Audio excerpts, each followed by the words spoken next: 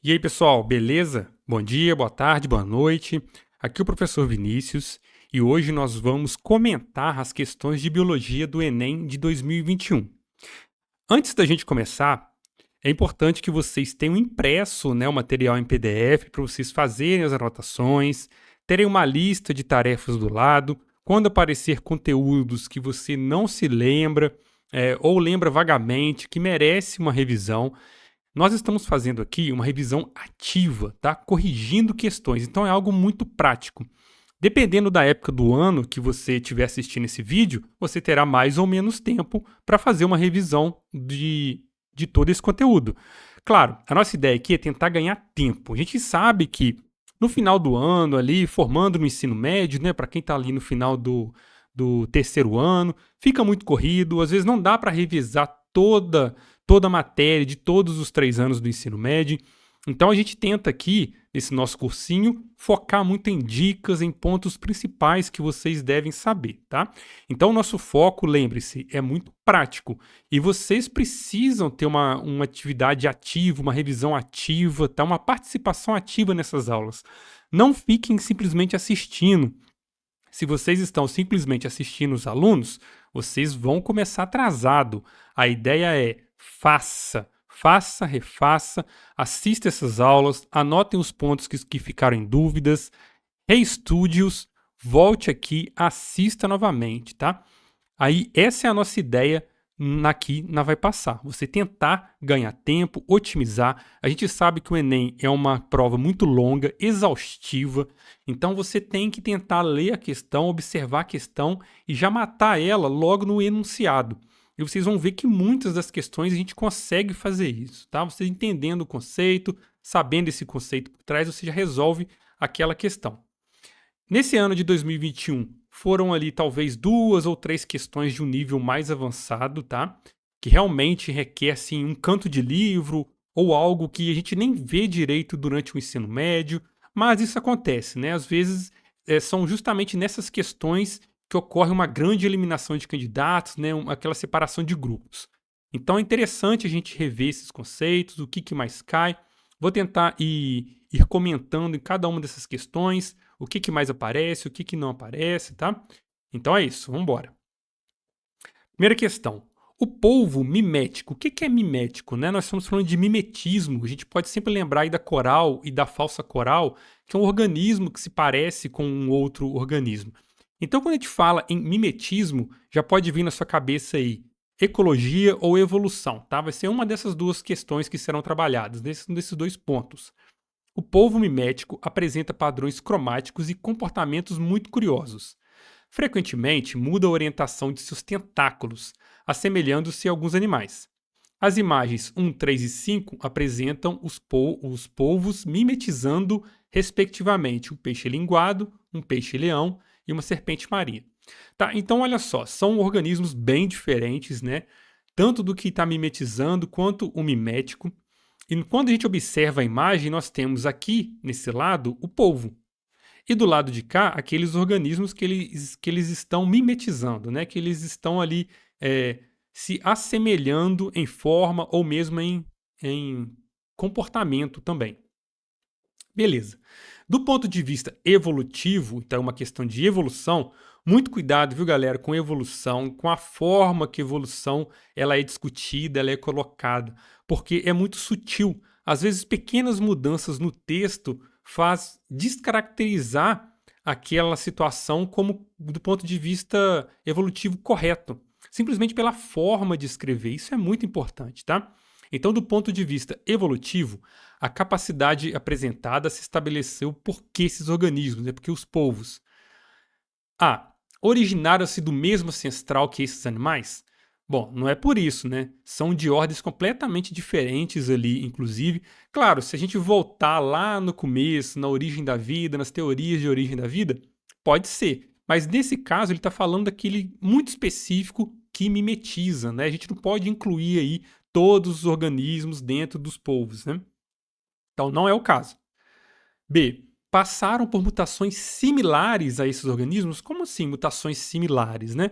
Lembra que mutações são mudanças no código genético daqueles organismos. Então ele sofreu as mesmas mudanças genéticas que os outros? São organismos completamente diferentes? Não, não é isso que aconteceu. C. Observaram esses animais em seus nichos ecológicos, né, nos locais que eles habitam ali? Nada a ver, essa é a pior possível, tá? Isso não existe, viu, galera? Do ponto de vista ecológico, evolutivo, nenhum animal ele vai simplesmente olhar o outro e aprender a partir daquilo. Existe uma série de comportamentos ali que precisam ser selecionados. Lembra que quando a gente fala em evolução, a primeira coisa que tem que vir na cabeça de vocês, seleção natural. Se você já entender isso, esse conceito por trás, você já faz essa questão. Vamos continuar. Resultaram de convergência adaptativa com essas espécies. O que é uma convergência adaptativa? O voo, por exemplo, é uma convergência adaptativa. Várias espécies voam, animais, mamíferos. Então, isso quer dizer que diferentes organismos, diferentes ordens, apresentaram a característica do voo. Isso é o que nós chamamos de convergência adaptativa, tá? E sobreviveram às pressões seletivas com esses comportamentos. Olha só, é exatamente o que é seleção natural, tá? A seleção natural nada mais é do que a sobrevivência de organismos que estavam por acaso, então essa palavra é muito importante, ao acaso, eles estavam ao acaso melhores adaptados àquelas situações, tá?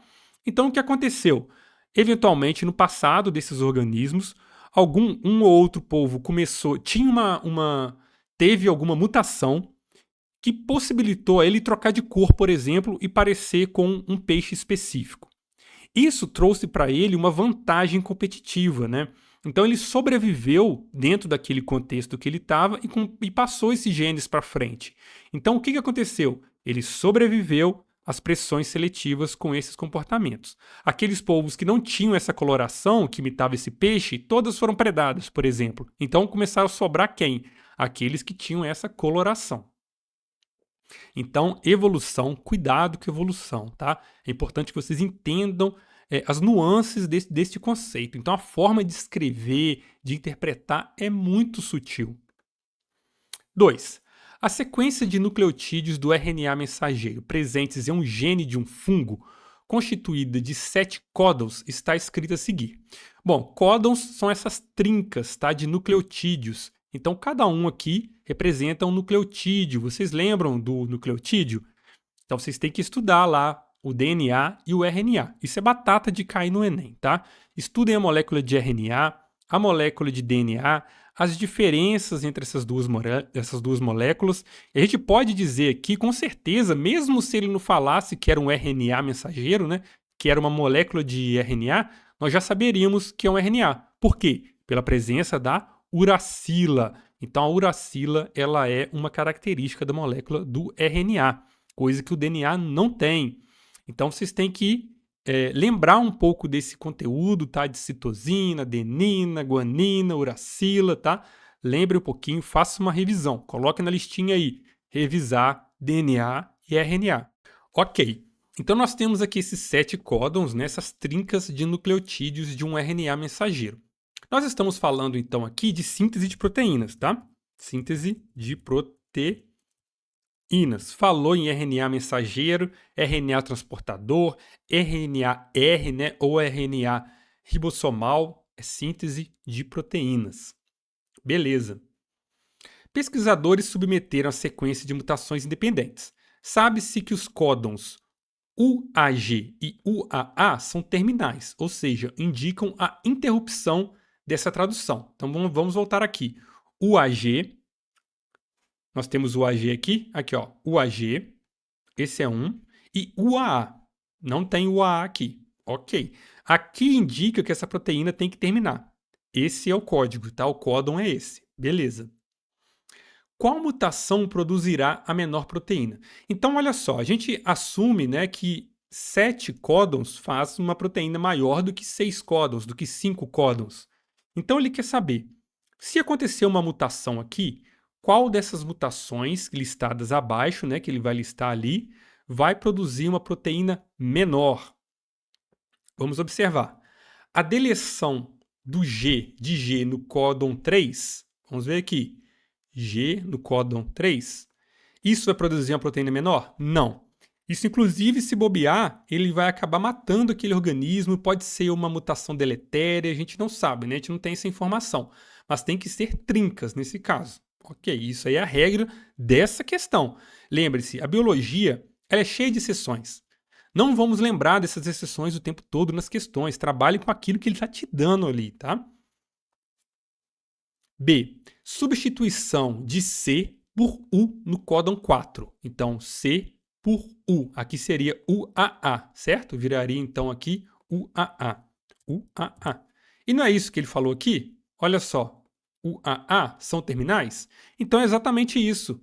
Se isso acontecer, se a gente mudar aqui o UAA, né, o C virar uma uracila, é isso que vai acontecer. Essa proteína ela vai ficar bem menor do que ela completa.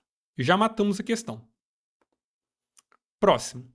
Durante o desenvolvimento embrionário humano, olha, essa questão é a mais difícil deste Enem de 2021. Inclusive, esse tipo de questão, dificilmente, ou esse tipo de conteúdo, melhor dizendo, dificilmente você vai estudar no ensino médio. É um conteúdo que, na época, foi bastante polêmico, digamos assim, deu muito o que falar entre os professores, porque não é comum a gente ver esse tipo de questão, esse tipo de conteúdo no ensino médio. Mas acontece, tá? Isso aqui acaba eliminando muita gente, mas a gente vai tentar entender um pouco mais dessa questão. Ela é muito importante ali no estudo de embriologia comparada, anatomia comparada, tá? Vai se encaixar mais ou menos por ali. Essas comparações que nós fazemos entre os grupos de animais no desenvolvimento embrionário. Então, durante o desenvolvimento embrionário humano, ocorre a comunicação entre átrios direito e esquerdo, através do forame oval. Então, o que ele está falando é o seguinte: durante o desenvolvimento, lá no coração daquele feto, né, daquele bebê, nós temos ali uma comunicação entre os dois lados do coração. A gente sabe que na fase adulta isso não pode acontecer. Quando o bebê, tudo bem, você vai ter uma troca aqui entre as cavidades, tá? Mas quando, à medida que o desenvolvimento for avançando, né, essa área ela vai se fechar, criando as cavidades do nosso coração, nossos átrios, nossos ventrículos. Ok. Direito e esquerdo através de um forame oval ou forame botal. Essa comunicação não causa prejuízo à circulação do bebê em formação, exceto se ela perdurar após o nascimento. Então, quando ele é bebê ali, durante a formação, não tem problema. Os prejuízos no período embrionário são evitados porque a circulação fetal se assemelha à dos. Vamos lá então. Nessa questão ela é muito ingrata, tá, galera? Existe muita informação aqui acerca do grupo, né? Por exemplo, aves, porque a pequena circulação e grande circulação estão presentes. Vocês vão ver que simplesmente você sabendo sobre a presença de átrios e ventrículos nesses organismos, você já faz a questão. Independente de saber se a circulação é pequena, se a circulação é grande, enfim. Inclusive é um ponto interessante de vocês darem uma revisada, tá? Pequena circulação, grande circulação, nas cavidades do nosso coração. Anotem aí na listinha de vocês para uma revisão, ok? Beleza. Então a gente vai ter que ir eliminando as questões simplesmente sabendo se esses organismos possuem átrios e ventrículos separados ou não, tá? Então é isso que a gente vai ter que fazer. Aves, por exemplo. As aves, elas possuem tanto os átrios quanto os ventrículos separados. Essa é a regra das aves. Então não pode ser ave, porque durante todo o desenvolvimento desses organismos, os átrios e os ventrículos são separados. Os répteis, por exemplo, nós estamos falando aqui de átrios. Os répteis, eles possuem os átrios separados. Os crocodilianos, eles possuem também todos os átrios e todos os ventrículos também, todas as cavidades separadas. Cavidades separadas. Os anfíbios, quantas cavidades têm os anfíbios? Vocês já viram isso? Opa, cavidades separadas. Os anfíbios têm 3 cavidades, então não seria o caso aqui de comparação com o desenvolvimento embrionário humano, né? Nós temos mais cavidades, certo? Então os anfíbios não pode ser. Então sobra para a gente aqui os peixes. Os peixes, eles possuem esse desenvolvimento muito parecido com os humanos, que a gente pode fazer essa comparação. Inclusive, ele coloca mais informações aqui, né? Por que a circulação é simples, ocorrendo a passagem única pelo coração? No fundo, na verdade, não é isso, né? Isso aqui é verdade, tá? Isso é verdade. Só que o que torna eles muito similares aos dos humanos, né? Essa comparação entre o desenvolvimento embrionário humano é justamente essa comunicação entre os átrios direito e esquerdo, só que depois não se tem mais essa separação. Então, uma questão assim de nível de graduação, na verdade, tá? Mas enfim, ela tá aí pra gente, né? Questão de ecologia, hein? O rompimento da barragem de rejeitos de mineração do município mineiro de Mariana e o derramamento de produtos tóxicos nas águas do Rio Doce, ocorridos em 2015, ainda tem consequências para os organismos que habitam o Parque Nacional Marinho de Abrolhos, localizado a mais de 1.000 quilômetros de distância. Esse desastre ambiental afetou o fitoplâncton, as esponjas, as algas macroscópicas e os peixes herbívoros e os golfinhos. Beleza, então afetou todo mundo, né? Então ele está falando aqui de uma cadeia alimentar ou de uma teia alimentar. Então é o conteúdo de ecologia, tá? Concentrações mais elevadas dos compostos citados são quais, né? Ou seja, considerando esses grupos de organismos, as esponjas, as algas, aonde nós vamos encontrar mais compostos químicos, esses rejeitos da barragem? No topo da pirâmide. E o topo da pirâmide é os golfinhos. Olha só, vamos lembrar aqui. Quanto maior a gente sobe na pirâmide, tá? Ou na teia alimentar, dependendo do como você tratar essa relação entre esses organismos, maior a concentração. Porque vai acumulando. Isso é o que nós chamamos de bioacumulação, ou assunto de biomagnificação. Vocês lembram disso? Então é exatamente isso que está acontecendo. Nós temos aqui embaixo quem? Os produtores, né? Os produtores primários, que normalmente são as algas ou os fitoplânctons. Eles vão extrair do ambiente esse tipo de composto que, a partir daí, quando a gente sobe nessa teia alimentar, nessa cadeia alimentar, os peixes herbívoros que consomem esses produtores vão ficar mais acumulados com essas substâncias e assim vai até o topo da cadeia alimentar. Então, esses peixes de topo, no caso o golfinho, né, o mamífero no caso, que vai ter a maior concentração desses compostos. Próxima. Organismos autótrofos e heterótrofos, vocês lembram disso? Que produzem o seu próprio alimento ou que necessitam utilizar outro tipo de recurso, realizam processos complementares que associam aos ciclos do carbono e do oxigênio. Beleza. O carbono fixado pela energia luminosa ou a partir de compostos inorgânicos é eventualmente degradado pelos organismos, resultando em fontes de carbono como metano ou gás carbônico. Ainda, outros compostos orgânicos são catabolizados pelos seres com menor rendimento energético. Isso aqui é muito importante, tá? Com menor rendimento energético, produzindo compostos secundários ou subprodutos que podem funcionar como combustíveis ambientais, tá? Combustíveis ambientais. Então já dá uma dica muito boa para a gente aqui também. Beleza, então. O processo metabólico associado à expressão combustíveis ambientais, ou seja, tudo aquilo que ele falou fica de lado, o que ele quer saber em relação a combustíveis ambientais é A. Bom, a gente já pode começar excluindo aqui, a alternativa é a fosforilação oxidativa nada mais é do que uma etapa da respiração. Então ela nem é um processo metabólico completo, tá? Não deveria nem estar ali. Está ali só para assim, para completar as alternativas aqui. Não deveria estar ali. Beleza. A quimiossíntese. Quando a gente pensa em quimiossíntese, nós estamos falando da utilização de certos compostos no ambiente, normalmente por bactérias que vivem em locais muito inóspitos, que utilizam esses compostos para produzir energia e também liberam subprodutos. Só que ele quer saber aqui, ó, combustíveis ambientais e com menor rendimento energético também. Isso dá uma dica boa para a gente. Vamos agora utilizar do nosso conteúdo, né, de fotossíntese. Nós utilizamos, no caso, as plantas. Né? A fotossíntese, ela pega o CO2 e produz oxigênio, tá? Isso a grosso modo, a gente sabe que gera ATP, que pode produzir água, enfim. Tem mais informação aí.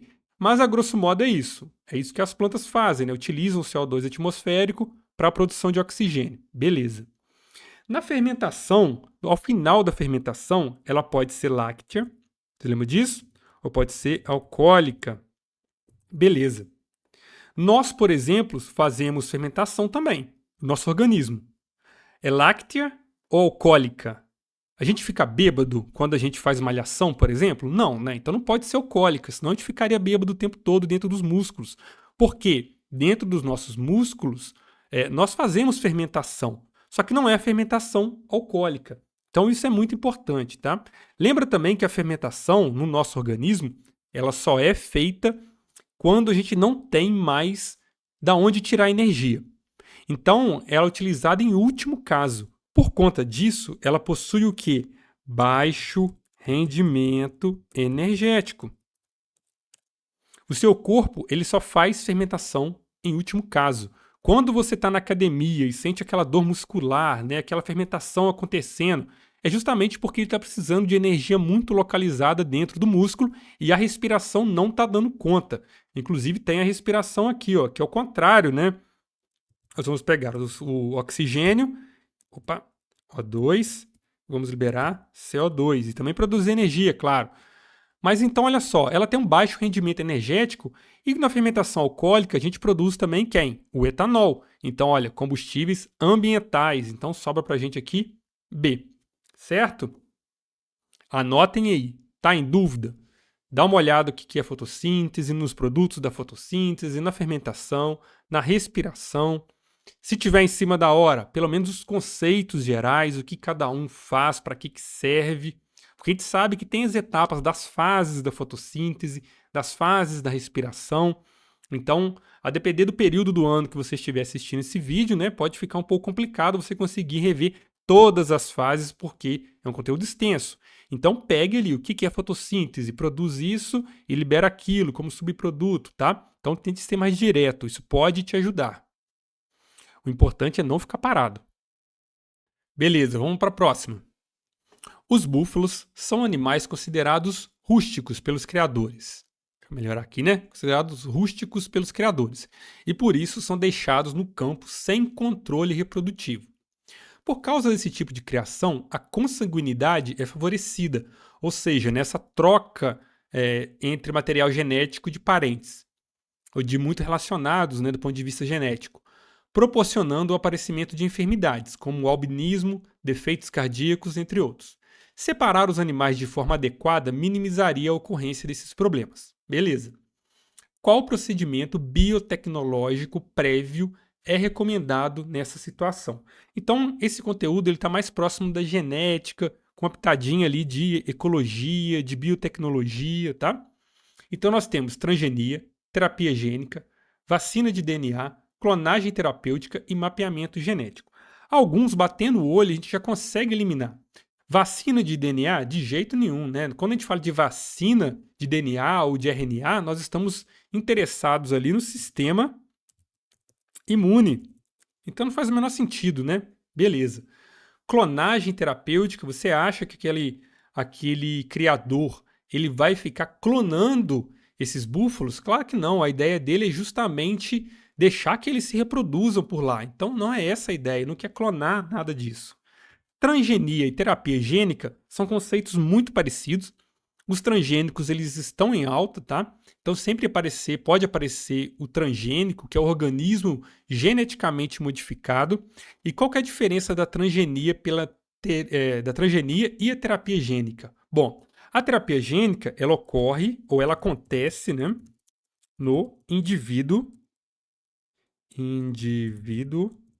já formado.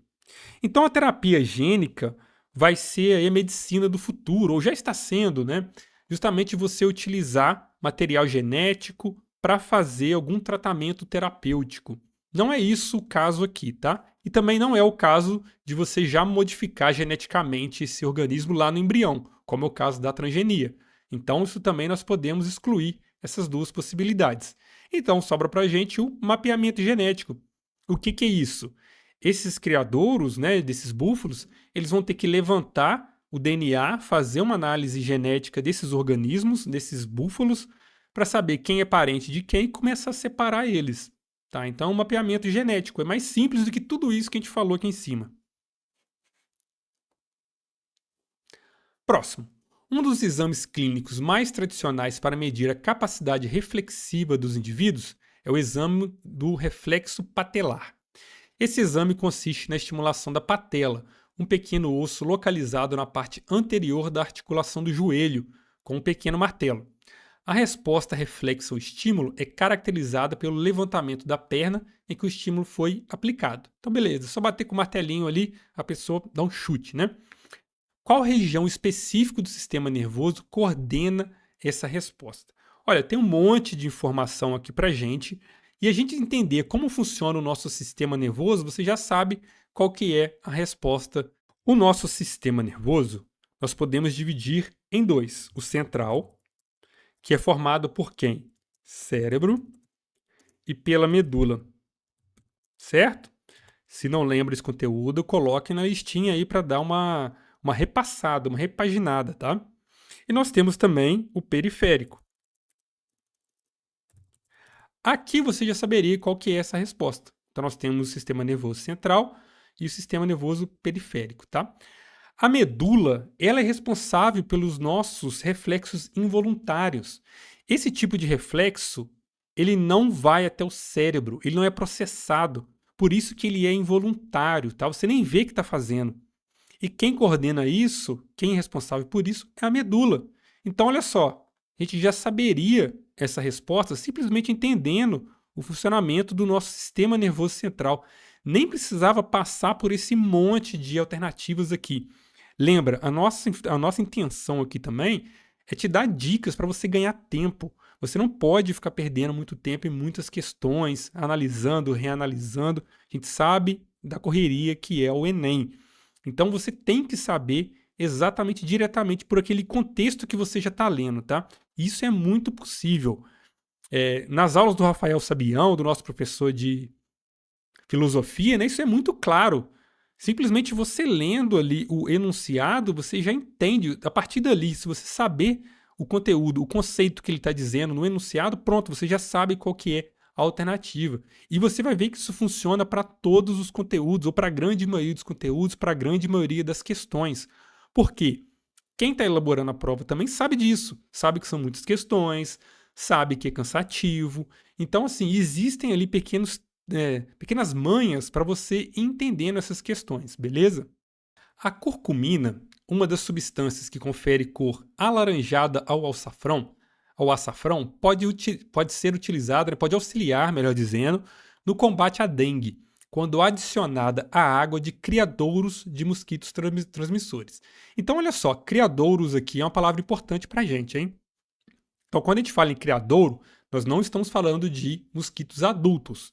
Qualquer coisa que aparecer sobre mosquito adulto, então, já pode sair fora. Então, aqui uma questão, um pouco de ecologia, um pouco de zoologia, né, do desenvolvimento de insetos. Ok. Essa substância acumula-se no intestino do inseto após ser ingerida com água do criador e, quando ativada pela luz, induz a produção de espécies reativas de oxigênio que danificam de forma fatal o tecido do tubo digestório. Então, outra palavra importante, fatal, ou seja, vai matar. Ele não vai desenvolver com a mutação, ele não vai desenvolver todo esquisito, ele vai morrer, tá? De forma fatal. Então, são duas palavras importantes, hein? Criadouros e de forma fatal. Ok. A forma de combate relatada tem como atividade a morte do indivíduo adulto? Não. Nós estamos falando de criadouros, então o indivíduo adulto aqui não entra nesse jogo, tá?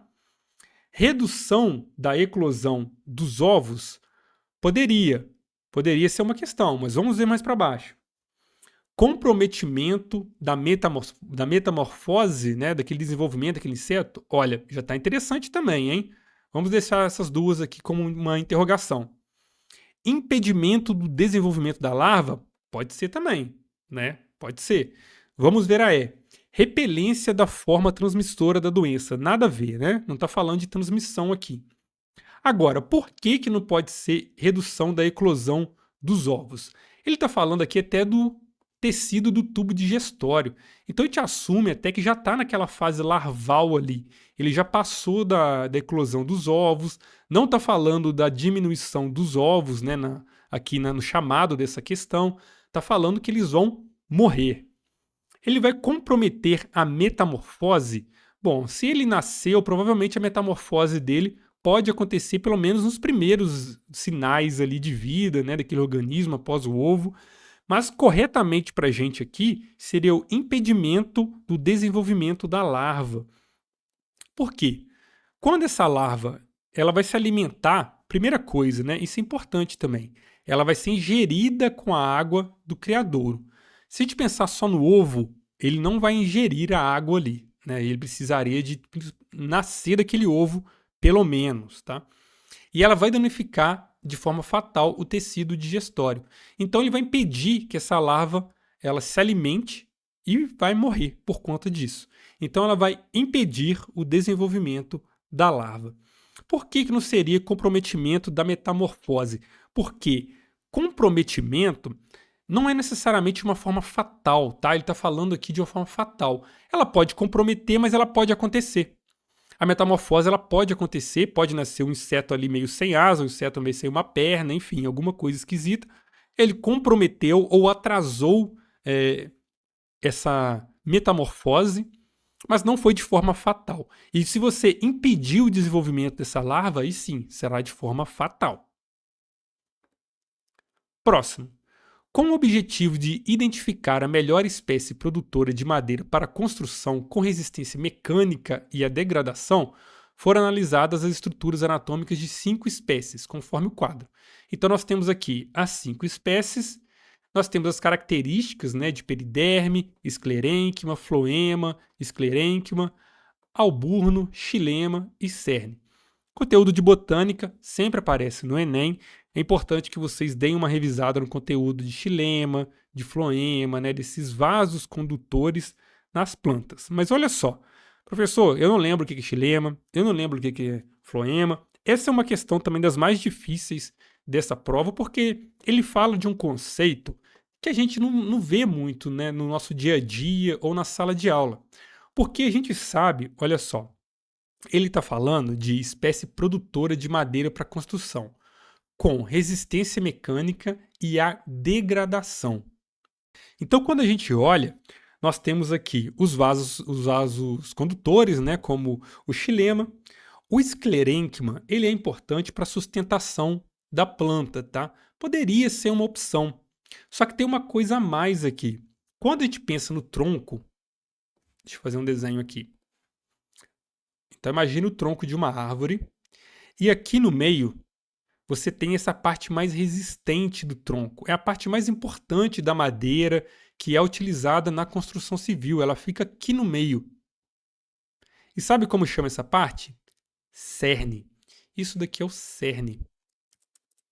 Cerne. Opa, em vermelho fica difícil, né?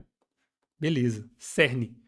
E você sabendo que o cerne é a parte mais importante da madeira, sobra para a gente o quê? A primeira espécie. Então, a partir desse conceito de você saber que a parte mais resistente da planta ela é chamada de cerne, você já saberia fazer essa questão. Mas aqui eu confesso que é uma questão de muito canto de livro, tá, galera? Não é uma questão, não é um conteúdo que a gente vê com muita frequência, mas ele serve de ponto de partida para estudar outros conceitos. Dei uma olhada, então, o que é xilema, nesses produtos, esses vasos transmissores de produtos da fotossíntese. Vocês lembram disso? O que é esclerênquima, o que é o floema. Vai aparecer mais cedo ou mais tarde em outras provas do Enem. Então, esse conteúdo de botânica é interessante vocês darem uma olhadinha, tá? Então, aqui, Próxima questão. Entre 2014 e 2016, as regiões central e oeste da África sofreram uma grave epidemia de febre hemorrágica causada pelo vírus Ebola, que se manifesta em até 21 dias após a infecção e cuja taxa de letalidade, né, que são os enfermos que vão a óbito, podem chegar a 90%, ou seja, é um vírus que mata muito. Em regiões de clima tropical e subtropical, Um outro vírus também pode causar febre hemorrágica, o vírus da dengue, que embora tenha um período de incubação menor, até 10 dias, apresenta uma taxa de letalidade abaixo de 1%.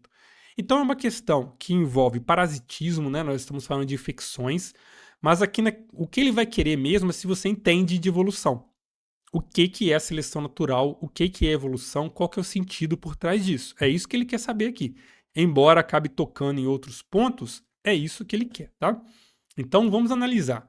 Segundo as informações do texto e aplicando princípios de evolução biológica, as relações do tipo patógeno hospedeiro, qual dos dois vírus infecta seres humanos há mais tempo? Beleza. Vamos analisar então. Olha, o vírus, quando ele infecta uma pessoa, ele quer que aquele hospedeiro que ele infectou morra rápido? O que vocês acham? Não. O vírus, o grande objetivo de todo organismo vivo, do ponto de vista biológico, qual que é? Reproduzir. Todo organismo ele quer reproduzir no fim das contas, ele quer passar esses genes para frente. Então, se a gente está falando de um vírus que ele tem uma alta taxa de letalidade, não seria interessante para ele, né? Ele precisa que as pessoas vivam, espirrem bastante, tossam bastante, peguem muitos objetos para transmitir esse material. Quanto mais a pessoa viver com aqueles sintomas, né, com o vírus ali, melhor, tá? Então, do ponto de vista evolutivo, todo vírus ou toda bactéria, todo organismo patógeno hospedeiro tende a diminuir a letalidade. Porque se matar todo mundo, não sobra ninguém, inclusive o próprio patógeno vai morrer também, porque ele precisa do hospedeiro para sobreviver. Ok, então é um conceito muito interessante por trás. Agora, qual dos vírus então infecta seres humanos há mais tempo? Então lembra, a gente quer que sobreviva, que reproduza, a gente não quer alta taxa de letalidade igual o caso do ebola. Se o ebola continuar matando esse tanto de gente, nem o vírus vai sobreviver daqui a um tempo. A tendência é que com o tempo, e um tempo do ponto de vista evolutivo, viu galera, é centenas de anos, não é hoje, não é amanhã. Isso demora, é um processo lento. Ele tende a reduzir a sua letalidade se ele continuar se espalhando por aí. Ebola, pois o maior período de incubação reflete a duração mais longa do processo de coevolução patógeno hospedeiro. Não é exatamente isso, né? Porque não é esse maior período de incubação que reflete a duração mais longa. O que reflete? Justamente o período que ele está transmitindo, que ele quer reproduzir. E a gente viu que ele mata muito rápido. Então não tem relação entre o período de incubação. Dengue, pois o menor período de incubação reflete duração mais longa no processo de coevolução, de coevolução patógeno hospedeiro. Agora aqui o oposto, né? O menor período de incubação. Então lembra que a gente sempre voltar aqui no anúncio, tá? Ele está falando que a dengue ele tem um menor período de incubação e esse aqui o maior período de incubação. Nessas duas questões ele está falando justamente o que está escrito aqui, né? Está escrito aqui. E não é isso o processo por trás. Na hora que chegar na questão, vocês vão ver, vai bater o olho e vai estar claro. C. Ebola, cuja alta letalidade indica maior eficiência do vírus. Pior ainda, tá? Isso vai de contra tudo que eu falei aqui em cima. A ideia não é matar. Eficiência de vírus não é morte, é transmissão. Ebola, cujos surtos epidêmicos concentram-se no continente africano, reconhecido como berço da origem evolutiva dos seres humanos. Nada a ver, né? Isso aqui poderia acontecer em qualquer lugar. Ele está dando o exemplo do ebola, mas poderia ser em qualquer outro país, local do mundo, tá? Porque os conceitos evolutivos se aplicam em qualquer lugar. Dengue, cuja baixa letalidade, aí, olha só, é justamente isso que a gente quer. Dengue, cuja baixa letalidade indica maior eficiência do vírus em parasitar seus hospedeiros, estabelecida ao longo de coevolução patógeno hospedeiro. Ok, exatamente isso. O vírus ele tende a reduzir a sua letalidade com o tempo, tá? Isso do ponto de vista evolutivo. Senão, não sobra ninguém para transmitir. Próximo. A imagem apresenta as etapas do funcionamento de uma estação individual para o tratamento de esgoto residencial. Então aqui vai ser uma questão de biologia que tem uma pitada de química também. 1. Caixa de gordura. Retém os detritos da pia e da cozinha, liberando água quase isenta de gordura. Então aqui nós temos nossa caixa de gordura. Ok. 2. Caixa de passagem. Recebe o que vem dos banheiros e lavanderia, reunindo todo o esgoto residencial. Beleza. Tanque séptico. Aqui o esgoto deve ficar em repouso por um período relativamente maior que nas outras etapas. 4. Caixa de inspeção. Facilita a distribuição dos efluentes. 5. Um filtro biológico. Aqui colônias de bactérias consomem matéria orgânica. E 6. Cisternas. Aqui, como etapa final, o sistema será tratado com cloro. Beleza. Em qual etapa decanta-se, deixa eu ler de novo, né? Em qual etapa decanta-se o iodo a ser separado do esgoto residencial? Mas, professor, não falou iodo em hora nenhuma aqui nesse texto, e nem precisa, tá? Nem precisa, a gente nem precisa saber quais produtos são liberados ou são consumidos aqui no filtro biológico. Não é essa a ideia da questão. Ele quer saber o seguinte: onde está a decantação? É isso que ele quer saber. Então, o que é o processo de decantação? Lembra que quando nós temos uma mistura, vocês lembram da química, solvente, soluto, nós temos essa mistura, aonde nós temos ali, vamos imaginar, duas substâncias apenas, né? Aonde, quando uma fica em repouso, né, por conta da densidade, o que vai acontecer com ela? Ela vai descer, ela vai decantar. Então, você pode imaginar um suco, por exemplo, né, de fruta, onde você tem muitas partículas ali dentro daquele líquido, você mistura, se você parar, o que vai acontecer? Esses corpos tendem a descer, né? Você começa a ter uma separação de misturas. Então, é uma questão muito ligada à química também, tá? Então, aonde ocorre a decantação? Sobra pra gente aqui, ó, o tanque séptico. Por quê? Aqui o esgoto deve ficar em repouso por um período relativamente maior que nas outras etapas. Por quê? Justamente para acontecer essa decantação. Ele vai começar a separar ali esse material, tá? Então aqui, etapa 3, alternativa C. Próxima questão. O plantio por estaquia é um método de propagação de plantas no qual partes de um espécime são colocadas em solo para produzir novas gerações. Ok. Na floricultura, é comum utilizar o caule das roseiras para estaquia, pois a propagação da planta é positiva em razão da aplicação de auxinas na porção inferior do caule, ou auxinas, alcinas, enfim, como você quiser chamar, tá? Ok, a utilização de auxinas no método de estaquia nas roseiras contribui para o quê? Olha só, quando você pega um caule de uma planta, né? Você pega um caule de uma planta lá, seu pai, ou sua mãe, ou sua tia que gosta muito de plantas, ou alguém que você já viu, ele vai pegar, vai colocar no solo isso. O que ele quer com isso? Por que a pessoa faz isso? A pessoa não sei o que é auxinas, não precisa saber. Para que a pessoa coloca isso? Ela coloca para criar flor? Vai começar a sair flor aqui? Não, não vai sair flor. Ela vai produzir gemas laterais? Vai começar a produção de gemas laterais? Pode ser que lá para frente comece até a aparecer gemas laterais, mas não é isso que ele quer em primeiro momento. Formação de folhas maiores, né? Se começar a fazer estaquia, vai ter folhas maiores? Também não. Nós não estamos fazendo nenhum tipo de seleção genética aqui. Se fosse, poderia ser. Então também não. Formação de raízes adventícias. Essas raízes adventícias são essas raízes secundárias, né? Normalmente mais finas, que vão começar a brotar daqui. Olha só, é exatamente isso. É isso que ele quer. Né, a produção de raízes. Porque a partir dali, quando começar a produzir essas raízes, ele vai pegar nessa muda e vai colocar em um outro local. Próxima questão. Estudo aponta que a extinção de preguiças gigantes, cuja base da dieta eram frutos e sementes, provocou impactos consideráveis na vegetação do Pantanal. Ok. A flora, embora não tenha desaparecido, tornou-se menos abundante que no passado, além de ocupar áreas mais restritas. Então ele está falando aqui de uma relação entre a preguiça gigante, certo? E também as plantas. a vegetação. Então tem uma relação direta, e é isso que ele quer saber aqui. O evento descrito com a flora ocorreu em razão de quê?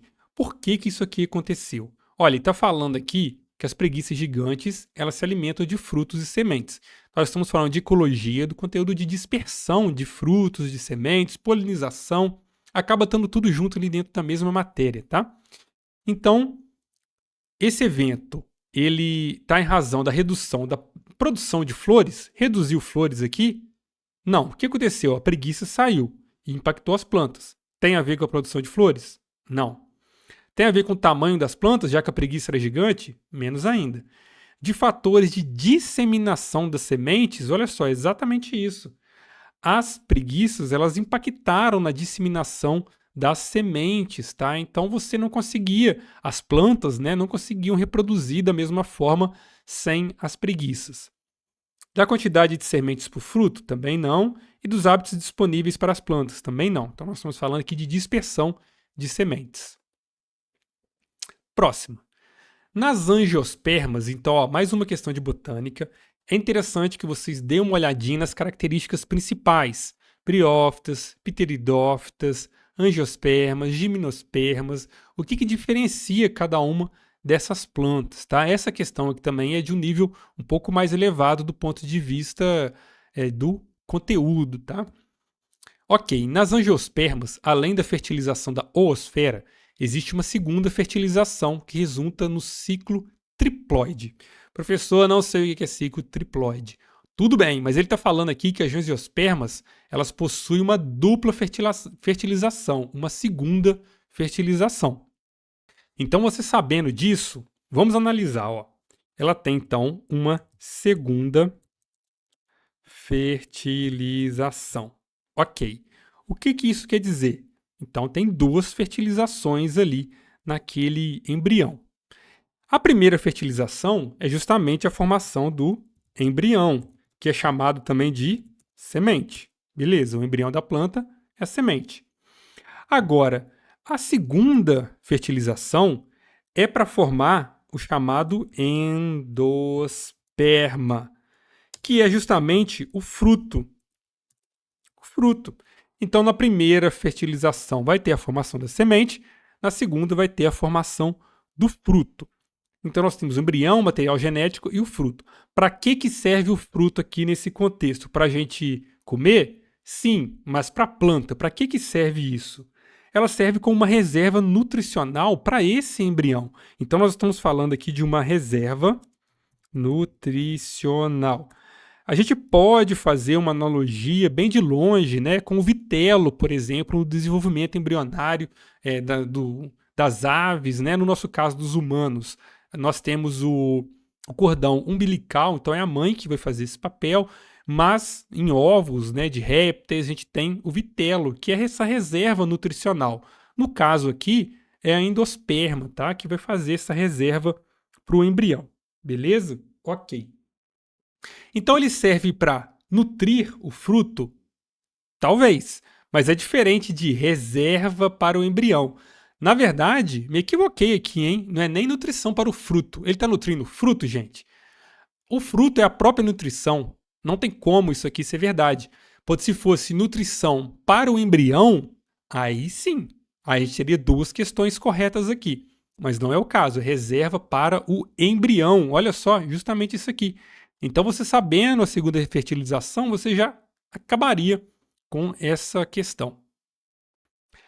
A deficiência de lipase ácida lisossômica é uma doença hereditária associada ao gene do cromossomo 10.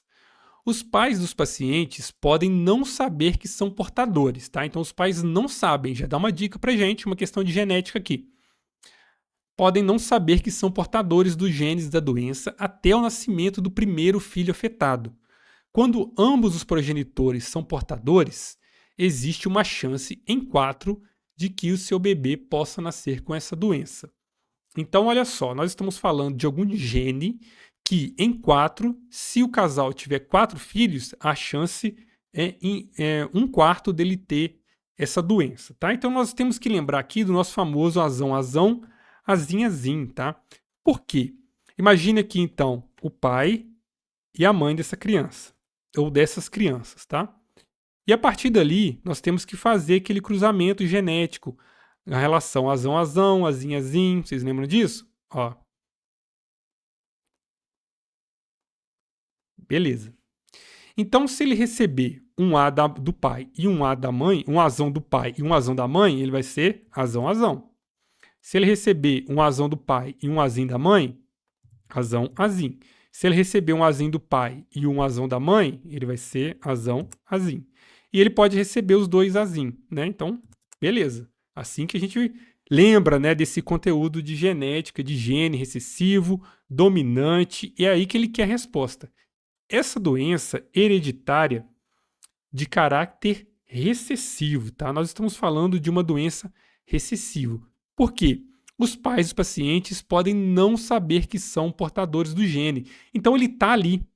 Ele está ali. E não é um gene dominante, tá? Ele não vai transparecer, né, acima de outros genes por conta dele ser recessivo. Os pais não sabem que possuem esse gene. Então já dá uma dica pra gente. Agora, a chance de 1 em 4 também, né, que ele está dando aqui a probabilidade, você tem que fazer esse cruzamento para se certificar. Então, uma questão de genética. A única questão de genética, né, que apareceu nessa prova do Enem de 2021. Nós tivemos questões de botânica, que apareceu bastante, questões de ecologia, que apareceu bastante. Normalmente são os conteúdos que de fato mais aparecem, né? Nós veremos mais, discutiremos mais esses tópicos mais para frente. Anotem o que você teve mais de dúvida aqui, faça uma listinha, revisa esses conteúdos, volte assistindo essas aulas, tá? A ideia é que vocês revisam quantas vezes forem necessários. O nosso foco aqui na Vai Passar é um foco prático. A gente entende que você tem que fazer para você aprender, para você entender. Simplesmente ficar assistindo uma ou outra aula não vale a pena do ponto de vista simplesmente teórico, né? Passivo ali em frente ao computador. Faça. Tem dúvidas? Anote, volte nesse conteúdo, tá? Um abraço para vocês.